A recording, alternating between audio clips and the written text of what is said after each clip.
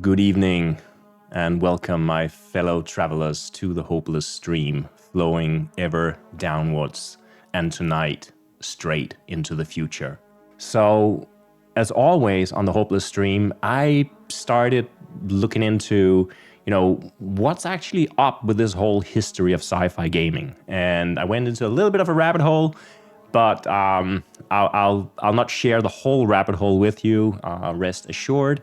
But I will give you some glimpses of what I saw down there. Right now, I just want to hang out and drink some coffee and chit chat and also talk about sci-fi history. So, I was never sort of a big fan of sci-fi, really. I never read a lot of sci-fi. I was into horror, I was a little bit into fantasy, but I was always into stuff that was sort of human experiences without the assistance of technology, was more my thing. But of course, being a gamer and hanging out with geeky friends and also just devouring various genre of literature, I've come across a lot of sci-fi in my time, and I've also come to really appreciate some of the sci-fi that I've come across. And when I look at it as a genre, it is really an interesting genre, because previously here on the Hopeless Stream, we have been discussing the origins of fantasy gaming and the origins of horror gaming. And those origins, they're pretty much back in the 70s. And they sort of piggybacking on Tolkien and starting fantasy themes, start merging with miniature wargaming and board wargaming, and creates this whole new genre that's also very much influenced by role-playing games. It's a very interesting story, and we've talked about it a lot here on the stream. But when you look into the history of sci-fi gaming, you can say the whole genre of sci-fi is something that is really debated when it actually starts. For example, like, do you really need technology for something to be sci-fi? An often repeated claim is that the earliest sci-fi novel is really the Epic of Gilgamesh, the old Mesopotamian epic that was recorded 4,000 years ago. Because here we have Gilgamesh traveling into strange worlds in search of immortality. But some people will, of course, argue that there's not a whole lot of tech, at least not tech in the sense that we recognize tech today, that would make Gilgamesh a sci-fi story. And perhaps it's also more correct to talk about it as a fantastical story, because otherwise the sci-fi genre term becomes so impossibly broad that can we really use it at all? I think the school that I'm following, not that I'm really following any schools at all, but the thing that resonates with me most, I think, is that the sci-fi that really begins maybe back in the 17th century or something, when we are entering into the Age of Enlightenment and we are starting to see more technological advances in humanity, and we have this whole accompanying genre of stories which talk about utopian societies. We all know probably Gulliver's Travel, Jonathan Swift's famous novel, which I think could rightly be called a sci-fi novel. And there are many others as well, about people traveling to new and unexplored places, often in space. We have already in the 17th century, we have stories about space travel and going to Mars and going to the moon and getting a different perspective on the Earth. And very often those stories have this kind of underlying utopian idea that we are kind of in the dystopia here on Earth. And I mean, who could not agree with that? We are in the midst of dystopia. So this whole genre of literature, which doesn't really promise a utopia, it's not like a religious brand of literature that promises that eventually you will be saved if you do as you're told and you will end up in heaven on the right side of history. No, it's more literature that tries to draft scenarios for what could a more utopian society look like. How could we actually better the conditions that we're facing here on Earth right now? And I think that's a really interesting exercise. And especially when you look at it historically and you look at, so what actually were the different tools that were available to writers at the time? What kind of tech did they have access to, and what kind of tech did they have to invent?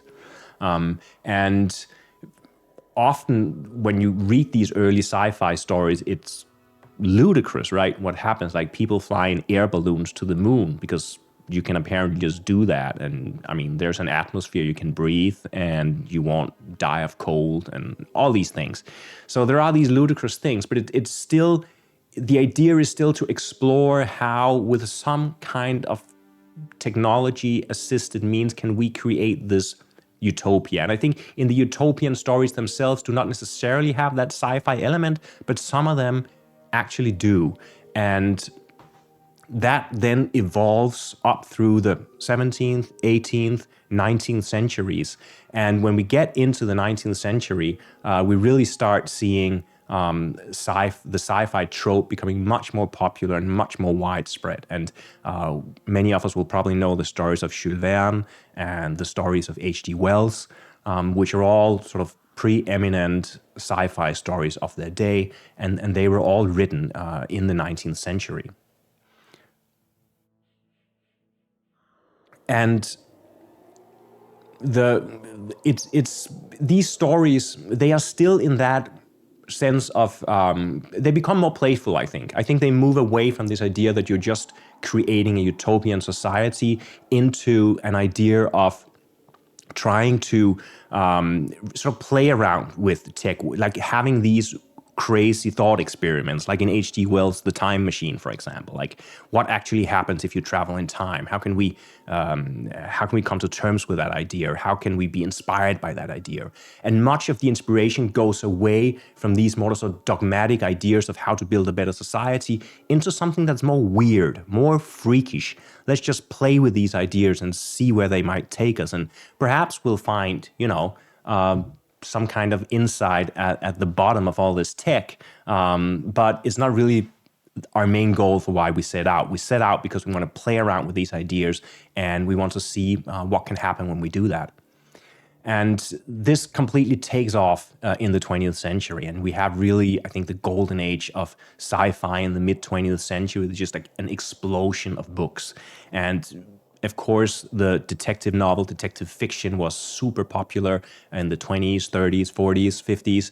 But I think in the 40s and 50s, we start to seeing a lot more sci-fi novels coming out. And these cheap paperbacks. And I love those old sci-fi books, which are double-sided. So you can actually read them from either end. So you can flip them over. So whether you have one cover here and you flip it over and it has another cover there.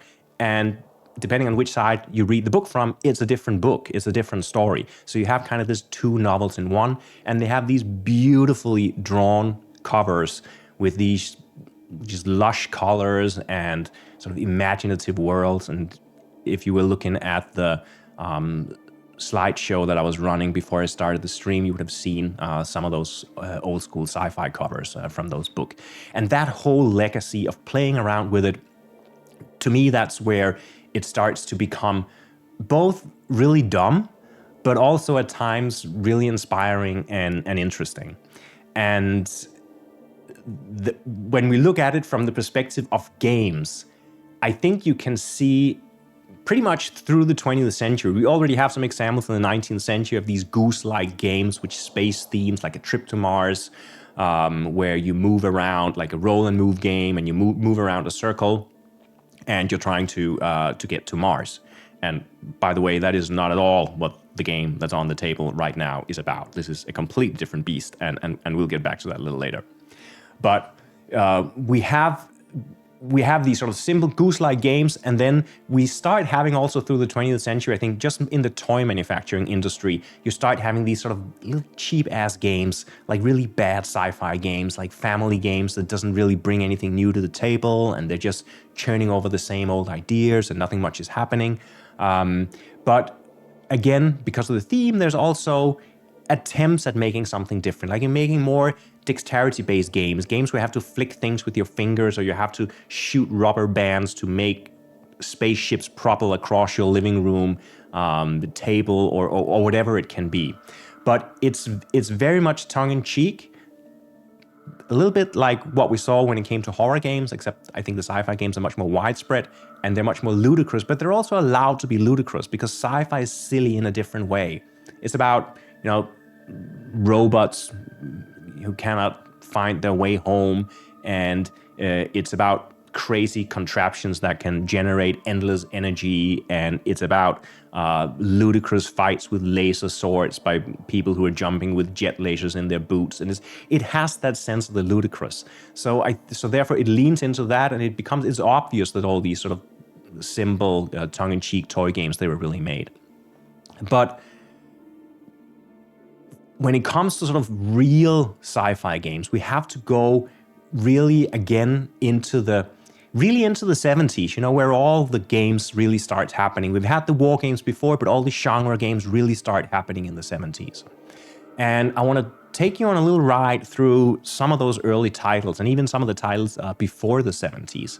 I'll put on a little slideshow for you, and I'll talk you through these different titles. And at some point, we're going to end up in 1981 with Harry Harrison's The Return of the Stainless Steel Rat, designed by Greg Costigian in 1981. And we are going to play whatever you can play out of this game. And it's going to be a blast. And it's also going to be a wild ride. You will see mechanics meeting here that perhaps were never meant to meet. But let's dive right in and look at the history of sci-fi gaming. All right, so the first game I put up here is Metropolis, which is a Dutch game from 1978. And the reason I put it there is not because anyone really knows this game, it's super obscure, but because this game was produced with a tagline, which was the first ever sci-fi game. So it was really published as if this was the first sci-fi game ever to be produced, ever to be made, and it was trying to use that as a selling point. Now, it came out in 1978, and either the designer, he was not aware that any other sci-fi games had been made, or perhaps rather he was a little bit disingenuous, and he just wanted to try to make a splash with this game. It was a very young genre at the time, for sure, but we had already had significant titles that had been printed at this time. And Metropolis is not one of those. Metropolis is basically an enlarged chess game with a wide variety of different pieces, and you play it on a squared board, 10 by 15, I believe, and all the pieces are these weird little plastic counters with kind of engravings in them. So they're tactile in a way. I guess it's almost like there's a kind of a braille script, So it's like the first ever sci-fi game that can be played by blind people. I mean, I don't know what the whole point was with that. But I guess it's different. Perhaps he just thought it looked cool because it's this kind of semi-sculpted plastic, and that in itself is a little bit sci-fi. But other than that, this is a very chess-like game, and it's not one of my favorite games. But there you have it. If someone tells you that Metropolis is the first ever sci-fi game because it says so on the box, you shouldn't believe them. It's all a scam, because we can go back in time much further than Metropolis. Now, I just love this picture from 1942 of a group of wonderful college geeks playing Interplanetary, probably somewhere in the US. And Interplanetary was a very novel and innovative game. It was self-published. It never found a publisher. So I don't know really if any copies of the game still exist, but you could probably make your own. But I'm not sure that you want to make your own, because this is not a game that has the best of reps.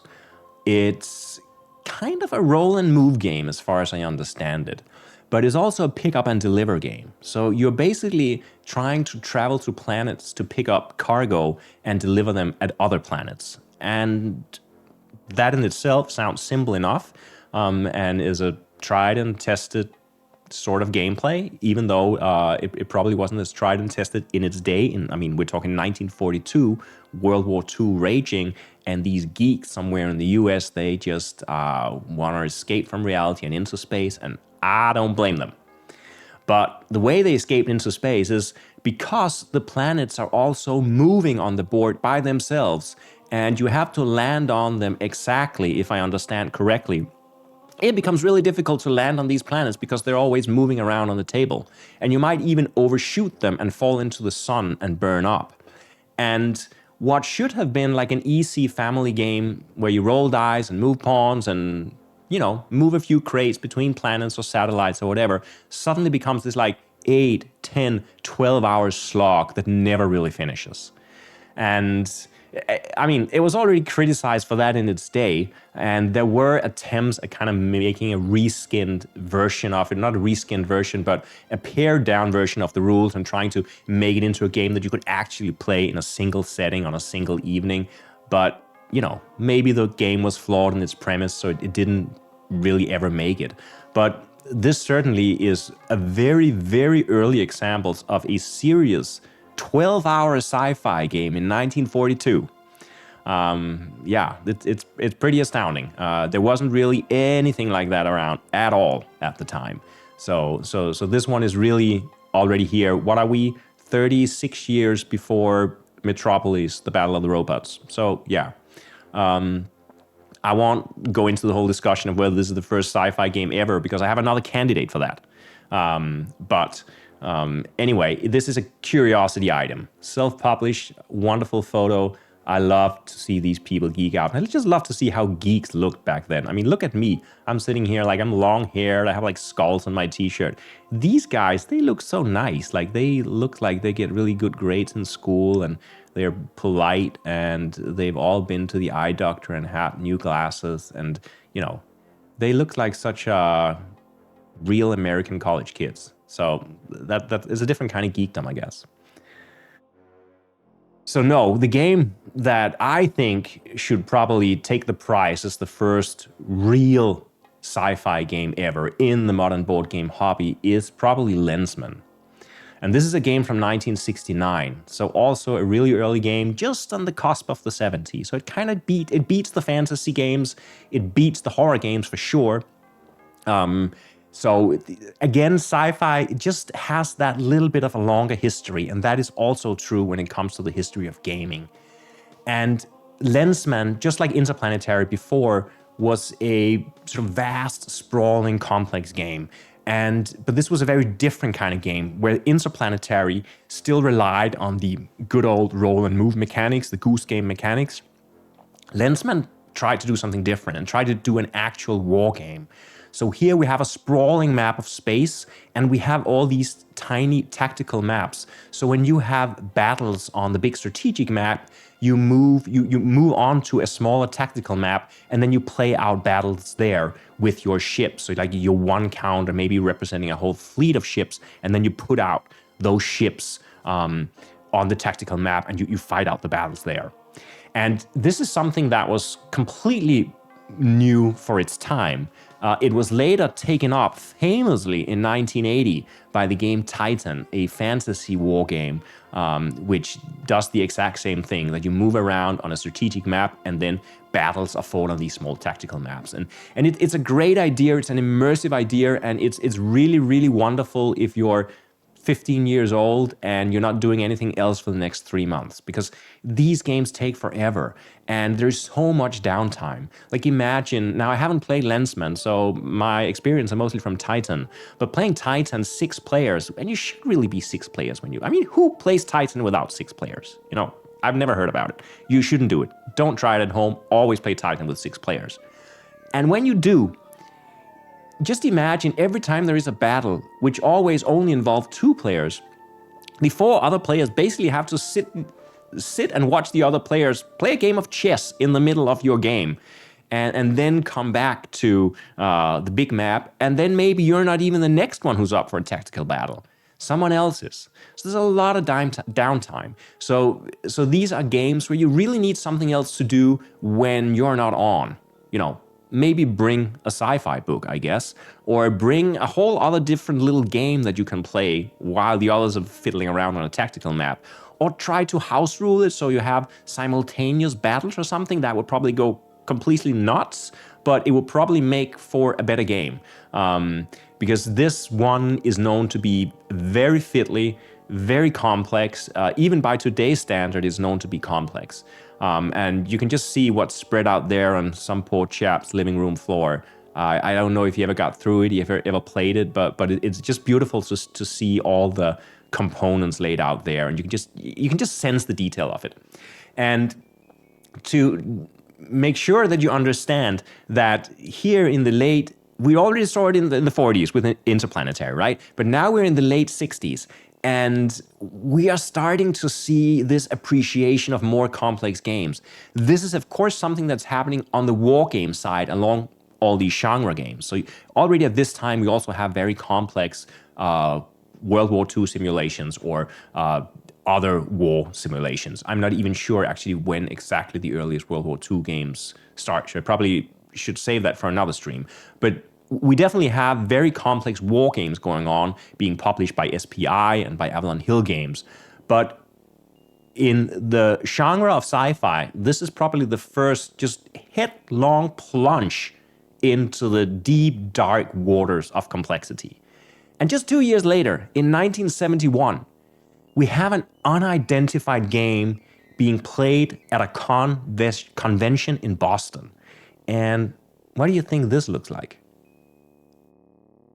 Well, obviously, you have, again, 4 beautiful geeks. I noticed that 2 of them seem to be growing their hair a little longer, so we're clearly not in the 40s anymore, but we're clearly also not in 2025, where I'm sitting, and basically I look like someone who could also be sitting there in 1985, but that's just part of my daily regression. But they are playing on an insanely convoluted and complex map. I mean, what even is that? It looks like a giant circle full of tiny, tiny squares, and they're like squiggling things in them. I have no idea. But I have this suggestion that maybe what they are playing is Lensman, the game that we just looked at before.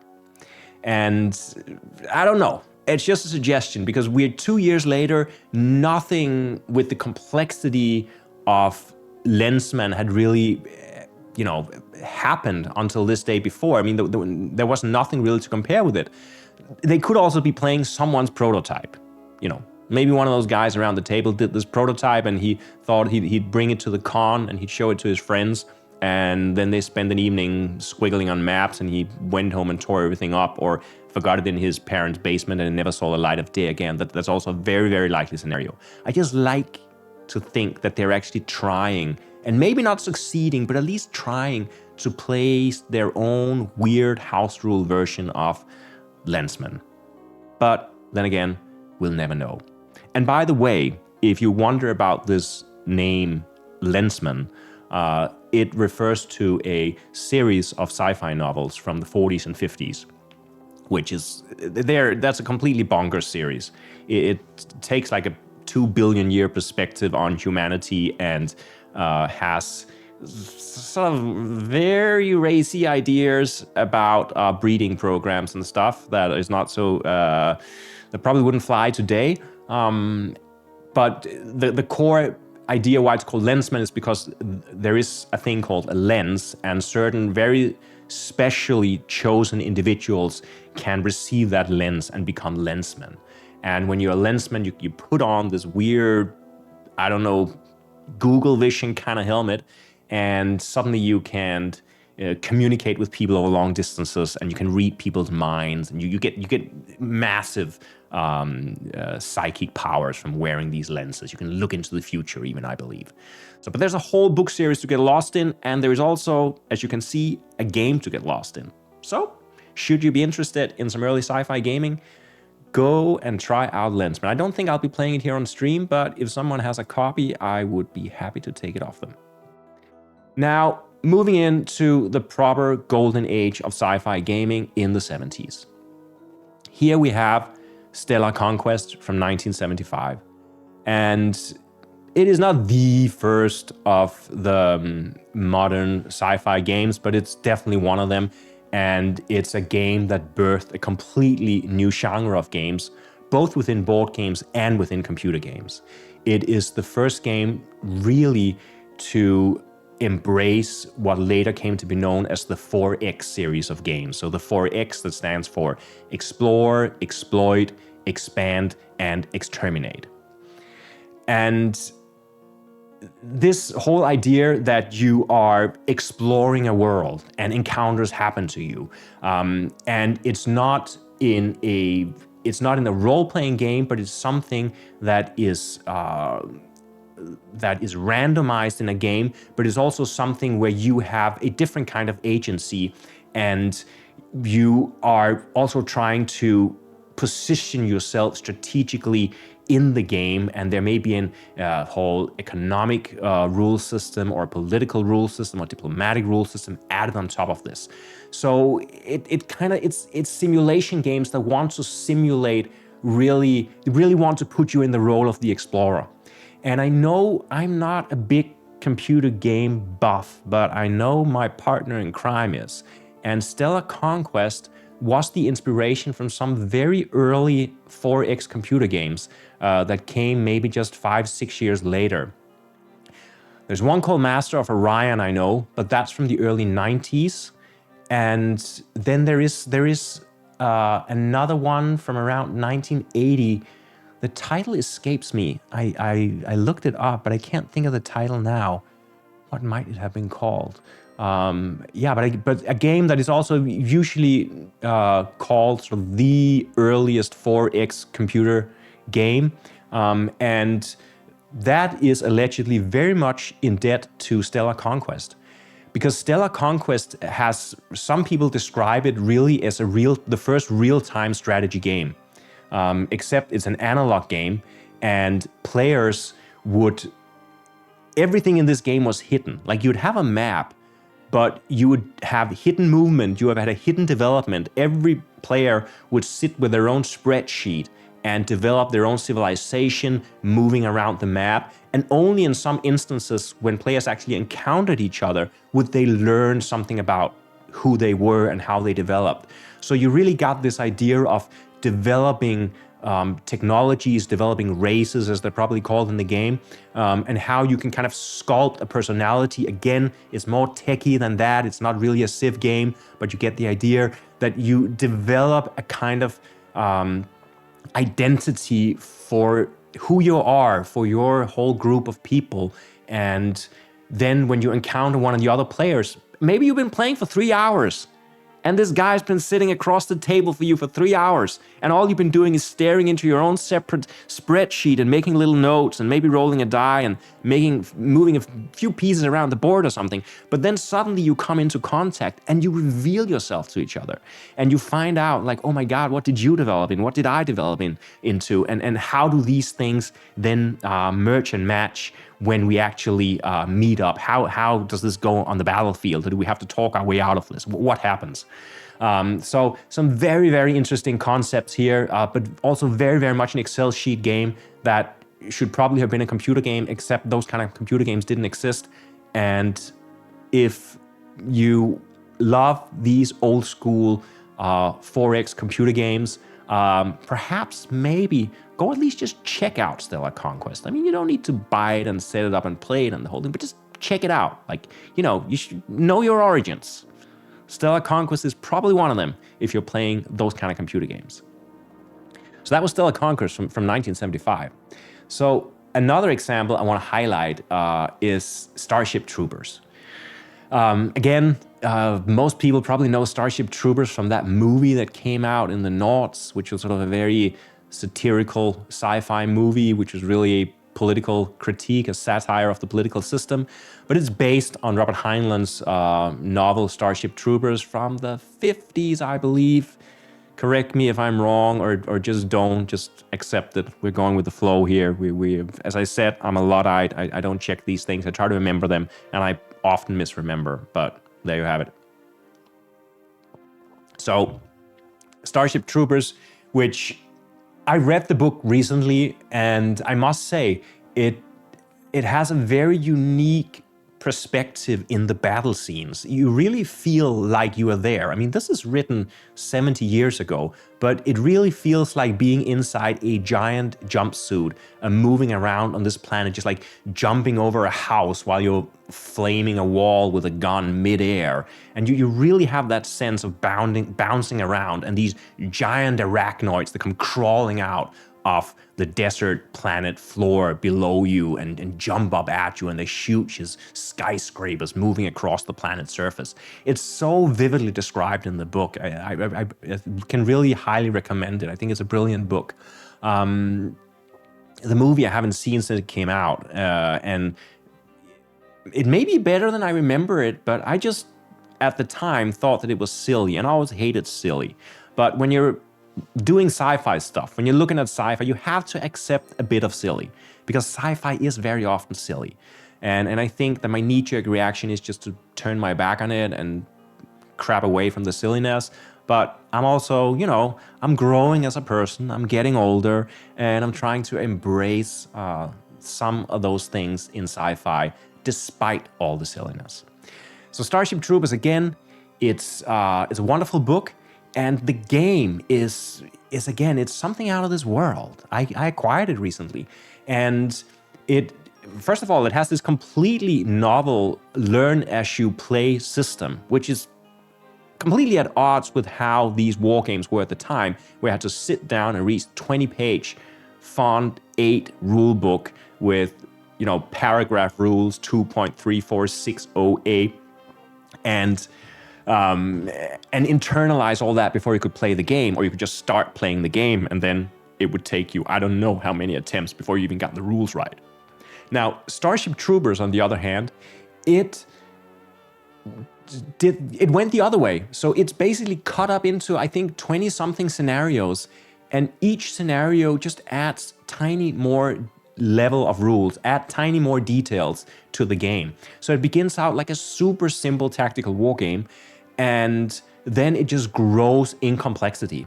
And the danger probably is that today, especially when, we no longer have an attention span, right? Just the fact that I can sit here and stream for 4 or 5 hours is almost a miracle in this day and age. Unless it's probably because there's a screen in front of me and a game in front of me that I can focus on. But we don't have attention span anymore. So Starship Troopers, with its learn as you go along approach to rules design, may turn some people off because they play the first 2-3 scenarios and think this game is not super interesting. But the scenarios are short and sweet, and if you stick with it, they start adding crazy stuff.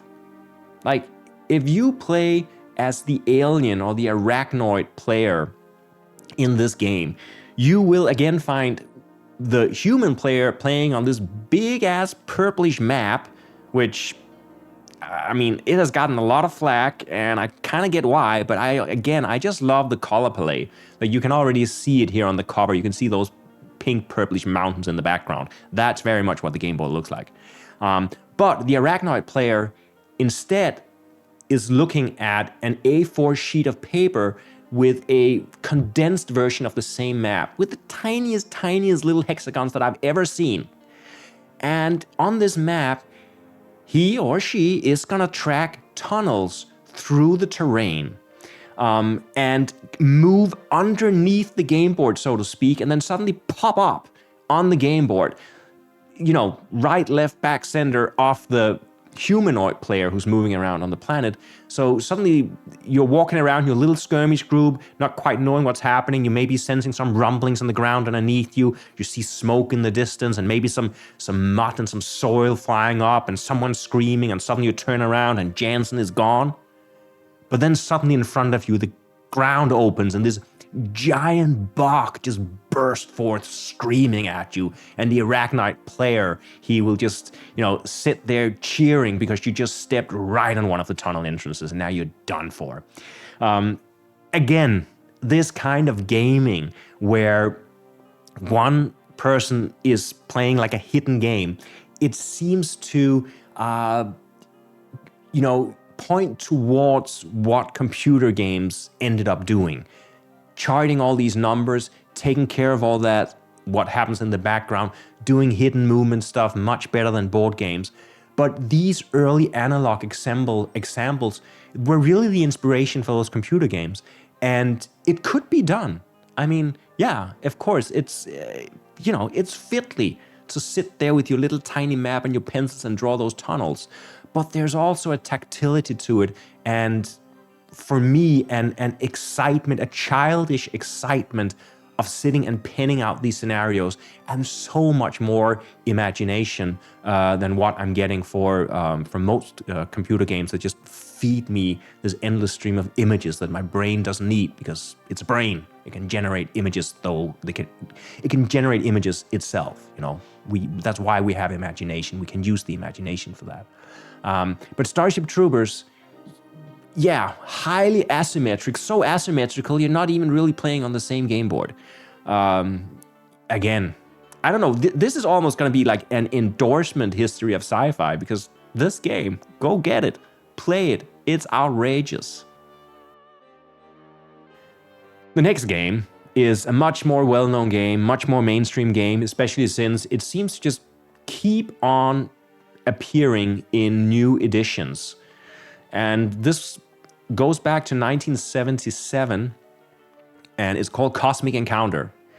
It's an asymmetrical alien conflict game where you basically pit all the players against each other, and there can only be one winner. So there's this whole wheeling and dealing and diplomacy thing to it, but should we join forces and attack that other guy over there, but then he may join forces with someone else, and then maybe just as we decided to go into the attack together, you decide to, I'm not going to commit so much as I thought I would, because my ass is not so much on the line as yours. And so is this really sort of fun, the incarnation of Ameritrash, I would say, like the most Ameritrashy games.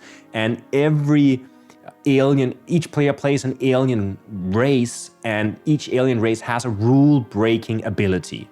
So they can do something crazy, like if they lose a battle, they actually win.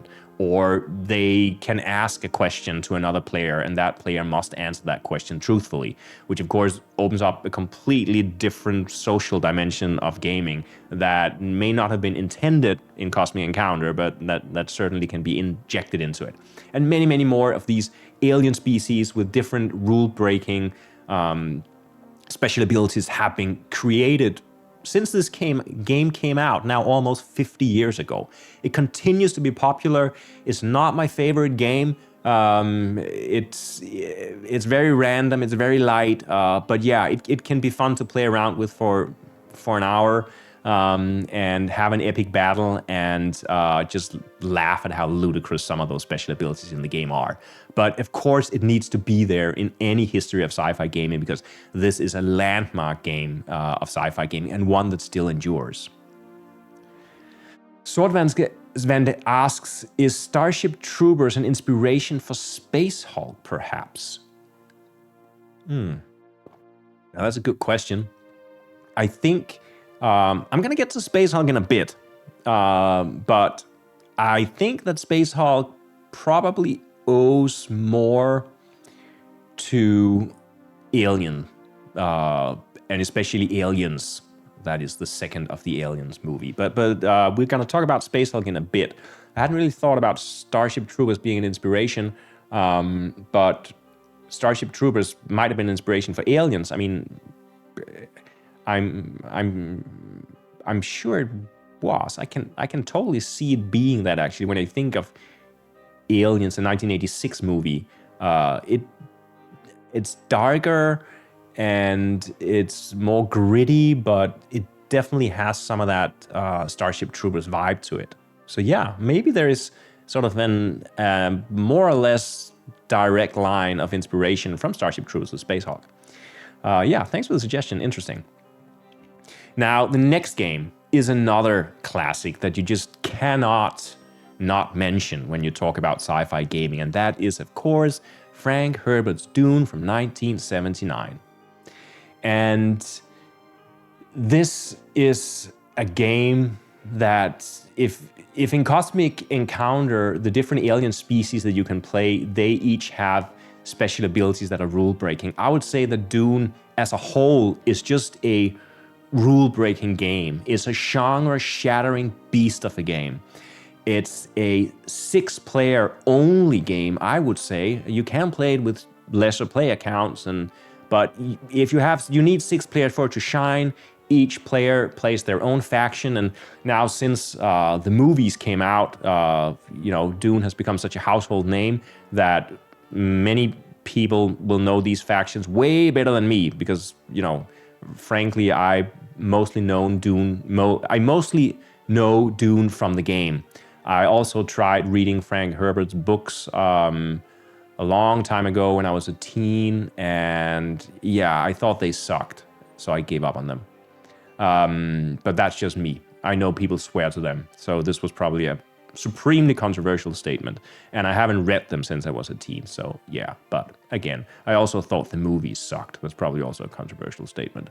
Anyway, the game I love. Despite all that suckiness around the game, I really love the game. It is a 6-player asymmetrical game, like wildly asymmetrical game, and it's also an alliance game. So it is a game in which you have to form alliances with other players in order to be able to win the game. You can win alone, but it's super hard and rare. And the most interesting thing in the game probably is the whole alliance mechanic. It's ludicrous for me to say that there is one thing that's the most interesting thing in the game. This game is just a smorgasbord of beautiful, intricate, ingenious, genre-shattering, novel ideas presented as game mechanics that you can just go wild in. But one of them is the alliance mechanic, where at times, every turn, you draw cards to see where spice appears on the planet. And there are, of course, the spice worms that come and run after the spice, and sometimes a worm appears. And whenever a worm appears, a nexus appears as well. And in that nexus, which is like a comet passing by the sun, blotting out light on the earth, and in that moment of darkness, when the worm is rolling about in the sands on Dune, alliances can be made and be broken. But the thing is that when you make an alliance, the alliance cannot be broken until another worm appears. So what often happens in this game is that you strike up what seems to be a promising alliance with another player, only to see that player's whole support base just crumble over the next few turns, and you're dragging him around like some dead corpse tied to your ankles, and you just want to get rid of this alliance because this alliance that was meant to help you to win is suddenly now prevent you from even coming close to winning. So you have to wait for that next worm so you can cut the bonds of your former ally and try to seek a new alliance with someone else. And this dynamic in itself of changing alliances throughout the game, combined with a game that has auctions and warfare and special rules galore and crazy overpowered cards, just makes for such a good experience. The only downside to Dune is that it takes between 15 minutes and 8 hours.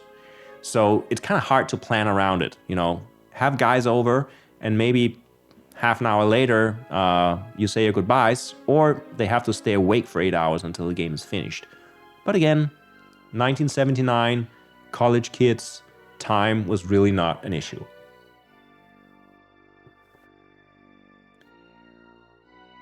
So this brings us to 1981, which is the year when Greg Costikyan designs The Return of the Stainless Steel Rat.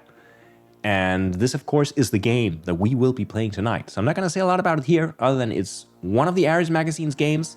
I've talked a lot about Ares Magazine before. It came out from the early 70s, from the late 70s to the early 80s. 17 issues, each issue with a game in it. And these games are just all crazy and innovative and interesting. And they should be in, any game design course should include all those 17 games just for reference to see, this is where things happened. Like if I was talking about technologically assisted psychedelics before, this is just game design assisted surreal experience in magazine format that happened over those few years when Average Magazine was in existence. So we're going to return to the return of the stainless steel rat in a minute. But first, I want to get to Spacehulk. Now, Swordman already mentioned Spacehulk and Starship Troopers being a possible inspiration for it. Now, Spacehulk is one of, if not sort of the defining board game of my childhood. I got it when it first came out in 1989. My mom had taken me to the mall to buy boots for winter. And I somehow tricked, coerced, bullied her into having me just reuse last year's now too small winter's boots for another season, and instead converting the money those new boots would have cost into getting me this game. I believe I was just probably sitting on the floor of the store where they had it, just like holding it in my hand, caressing it like someone who just got a new doll and wouldn't let go of it. And my mother probably saw, yeah, what can be the harm? I mean, they're just these giant red armored Terminators on the front, blasting away at four-armed alien creatures with acid blood that is burning holes through the grating in the floor. It's either that or winter boots. But as always, I got my say, and I got this game, and it was the best thing that happened to me. And I also think for my mom, because she didn't really hear from me for the next 2-3 weeks, because me and my brother, we were just playing this game non-stop. Now, Spacehulk is a tactical man-on-man game system where a group of Terminators or Space Marines enter into an empty cargo vessel called a Spacehulk. And they sweep the floors of this vessel, and the vessel is infested with these gene stealers, as the aliens are called. And you have all these micro-tactical battles. And it's a miniatures game, so you build basically a big maze of a spaceship with tiny little parts of passages and corners and crossways and all that, so you can completely build your own spaceship. And then you move your pieces around it, and every miniature represents one person, and you can put the exact weapon they're holding onto that miniature. And it's wonderful, and it's wonderful because it's also asymmetric. So again, the Terminators have all this firepower, whereas the Gene Stealers only have their bare claws, but they're much faster and they're much more deadly if they get up close. So it's what has now become sort of a very classical trope of the unarmed monster against the armed spaceman. But it's executed so well. And it's also balanced in a way that people don't balance games anymore. Because this is a game, I would say the first edition, which you're looking at here on the screen right now, I would say it's probably like an 80% win ratio for the Gene Stealers. Which basically means that if you set out to play as the Terminators who are entering the cargo ships, you're just gonna lose. Like 4 out of 5 times, you're just gonna lose, and you know that.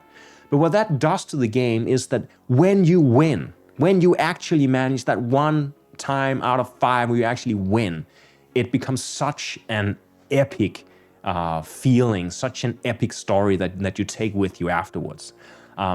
Again, this does not fly today. These people want balanced games and probably don't have the patience to play through so many games to discover the gifts that you actually get from having an unbalanced game like Spacehulk. But this game just has to be there. It's completely different from all the other games we've been looked at because it's an Ameritrash, but a very different Ameritrash than Cosmicencounter. This is a miniatures Ameritrash, and it's designed by Richard Halliwell, one of my early heroes, a brilliant game designer who also designed the fabulous Blockmania and Megamania, and the somewhat less successful Dark Future. But Spacehulk was kind of his prime thing. He's passed away now. He was the bad boy of Games Workshop in the UK, a real trouble kid, but he had genius ideas when it came to game design. And I think without him, Games Workshop would never have gotten where they are today. They would just have been a functional business, which is also why eventually Richard Halliwell was left on his own, was kicked out, never really got the revenues he probably deserved for inventing all these games. There's a whole big story there. But he was the wild child, and he was the genius that nobody could control, but he was also the injection of ideas that made Games Workshop into I don't know what it is today. I have no idea what Games Workshop is today, but what it was back in the 80s, it was very much, owed very much to Richard Halliwell. Brilliant designer. If you have never played Spacehulk, just do it. Just do it.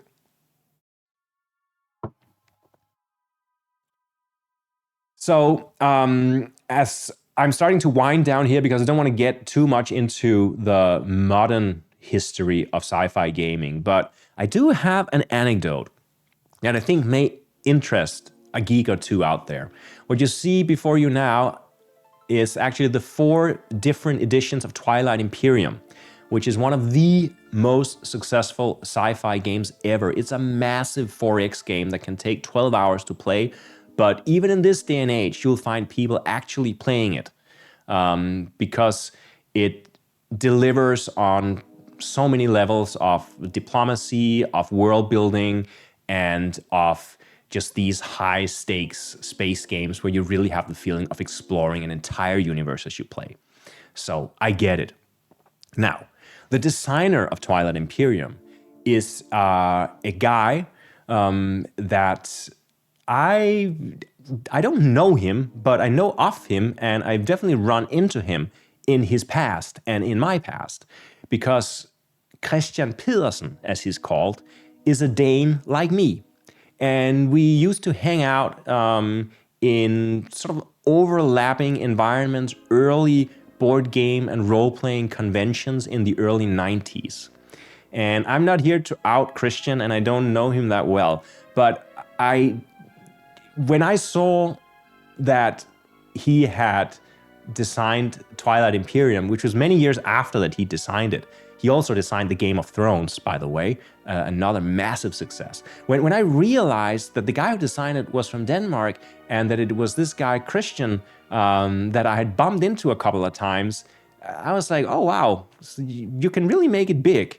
So, and he has really made it big. He also established Fantasy Flight Games. He was the head of Fantasy Flight Games for many years. Then he was the head of Asmodee Games after they took over Fantasy Flight Games.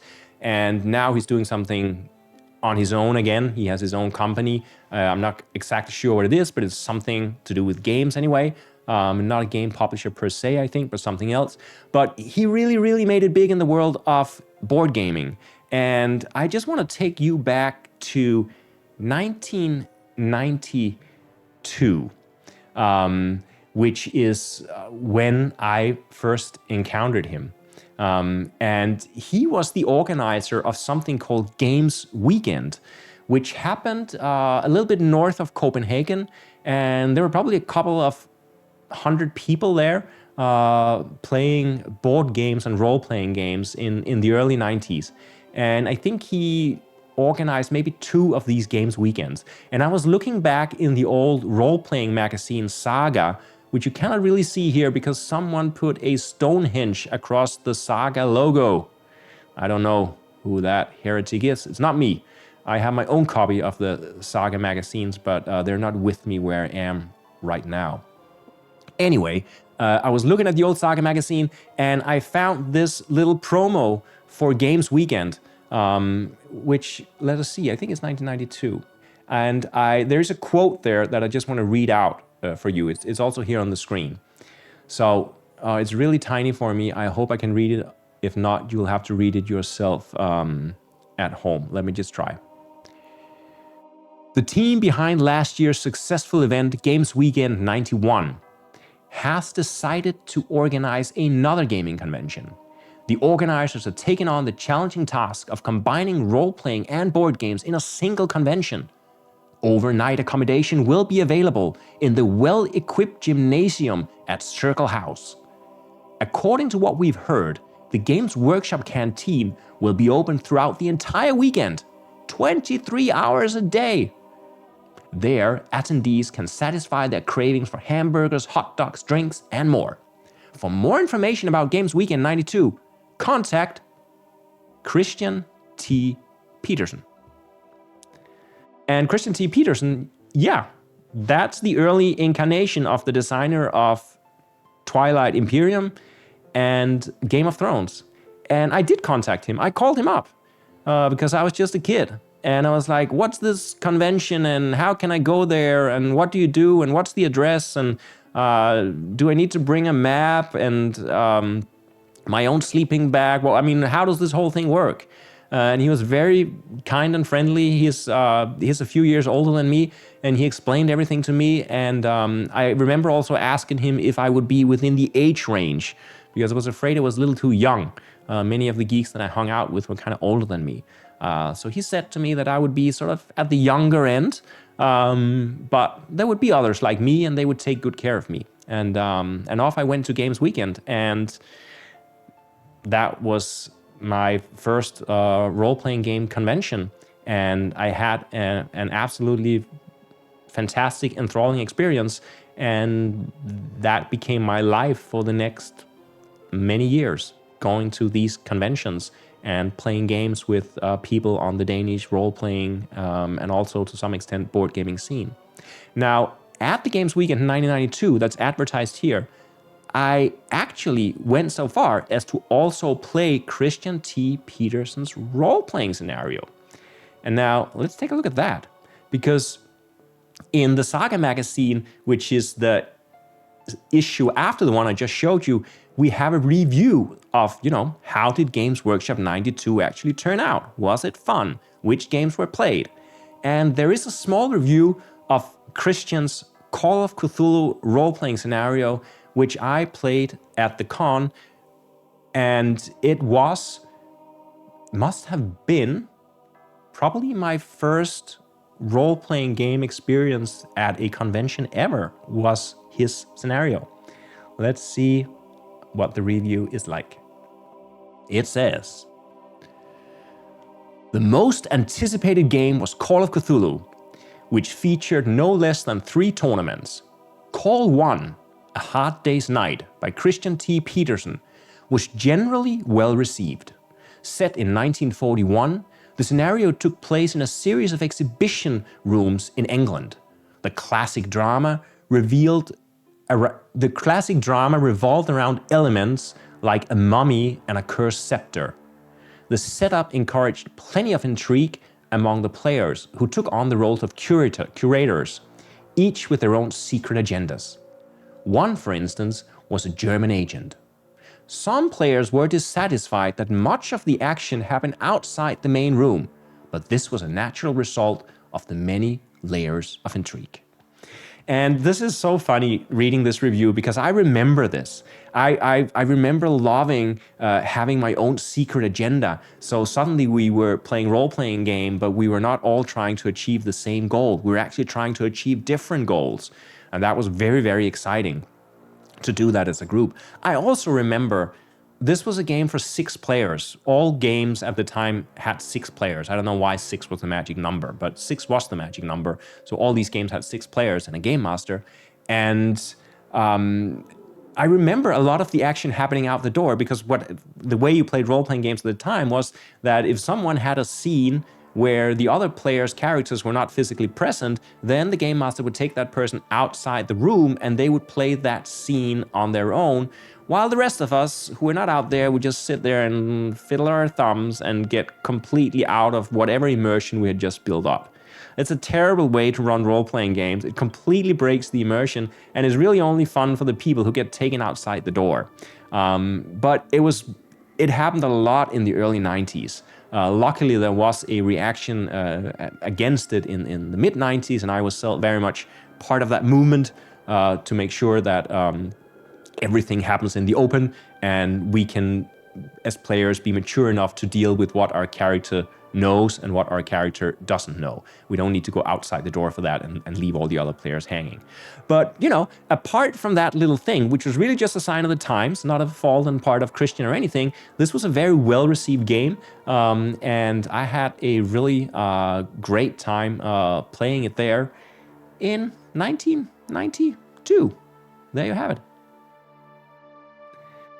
So let's end this little overview of the early history of sci-fi gaming with mentioning what of course has to be mentioned when you talk about this genre of game, and that is rocket flight.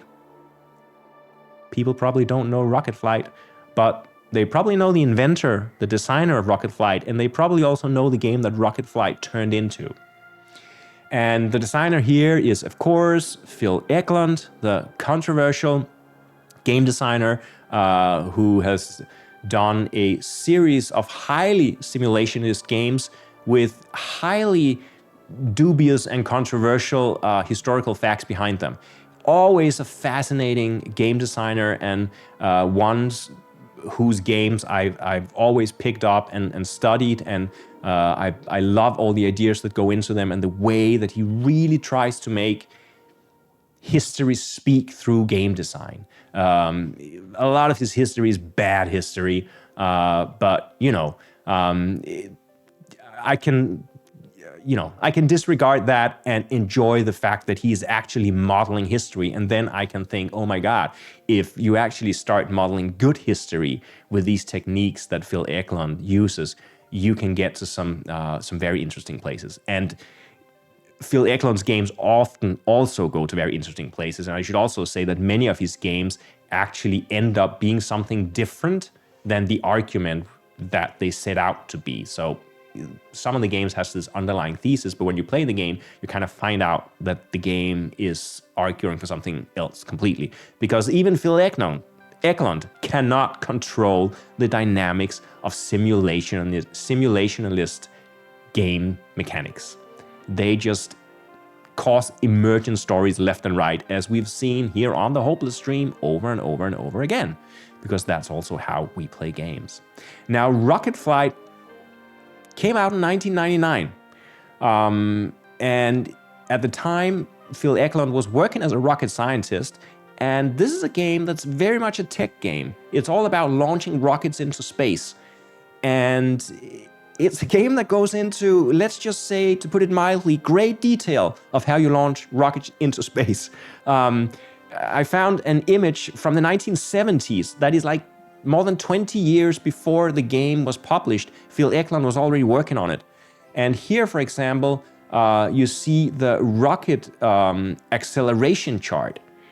So this is the chart that you use when you're launching your rocket. I mean, this of course comes after a lengthy period of assembling parts for your rocket and putting your rocket together. And this is also the point when your rocket accelerates that, as you know, people who grew up watching these rocket launches in the 80s and earlier would know that sometimes the rockets, they failed. Like they just exploded, or they went down instead of up, or they crashed left or right, or who knows what. The same thing can happen in this game.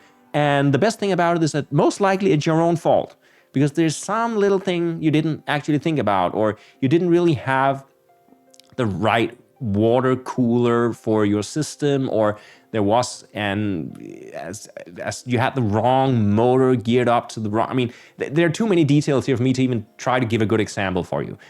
This is an incredibly detailed game which has a sort of very devoted following of people who just love everything with rockets and space travel.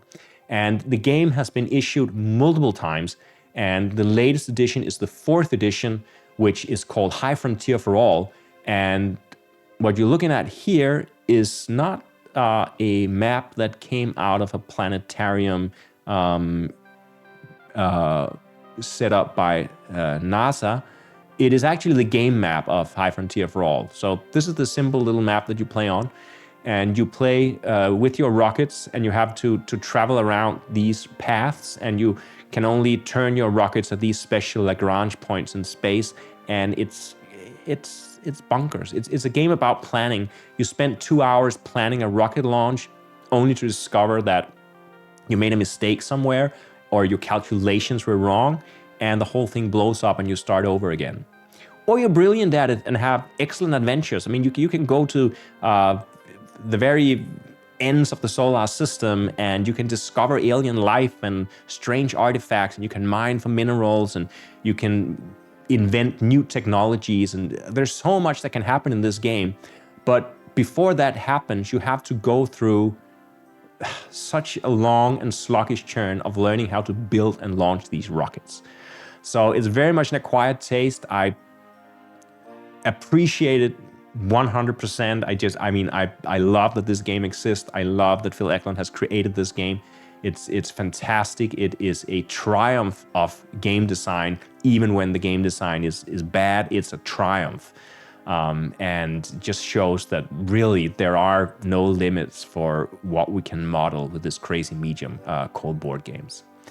And that, I think, is a good statement to end a review of the history of sci-fi board gaming on.